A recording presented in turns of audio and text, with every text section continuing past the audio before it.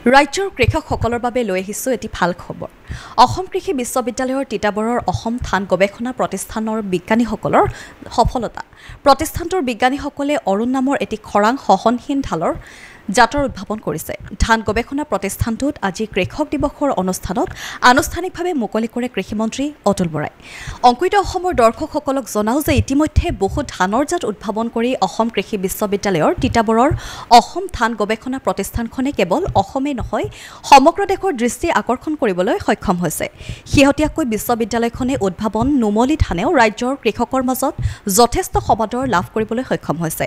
ইতিমধ্যে বিশ্ববিদ্যালয়খনে অসমৰ বান সমস্যাৰ প্ৰতি লক্ষ্য ৰাখি উদ্ভাৱন কৰিছে কেইবাটাও বানপানী সহনশীল ধান, যিবোৰ ধান 14 দিন পৰ্যন্ত পানীৰ তলত থাকিলেও বিশেষ ধৰণৰ ক্ষতি নহয়।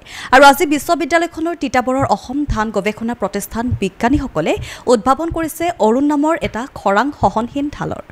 এই ধানটো বীজত কৃষকসকলৰ বাবে আনুষ্ঠানিকভাৱে মুকলি কৰি কৃষিমন্ত্ৰী অতুল বৰাই কিছু বক্তব্য আগবঢ়াইছে, সেয়া আপোনালোকলৈ আগবঢ়ালো। যে আজি আমি যিটো অৰুণ নামৰ ধানৰ জাত মুকলি কৰিছো, যিটো যাতে জলবায়ু পৰিৱৰ্তনৰ দৰে এটি অনিশ্চিত সমস্যাৰ সময়ত আমাৰ কৃষক ৰাইজক খৰাঙৰ সময়ত বহুখিনি নিশ্চয় সকাহ দিব পাৰিব।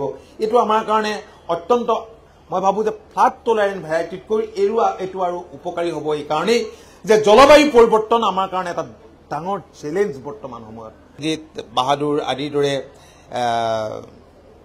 যিবিলাক অধিক উৎপাদন দিয়া ধান আৰু এইবিলাক কিছুমান পুৰণি আঁতৰাব হৈছে, কিন্তু ৰঞ্জিত চাহ 1, বাহাদুৰ চাহ 1 এইটো থাকিব লাগিব। কাৰণ মই নিজৰ সমষ্টিতে দেখিছো, মোৰ সমষ্টিটোৰ আধা বানপানী হয়। আৰু এই দুটা খেতি যোনে কৰিছে তেওঁলোকে কিন্তু খুব ভাল পাইছে। তেওঁলোকে কৈছে যে ইয়াৰ পৰা আমি উপকৃত হৈছো।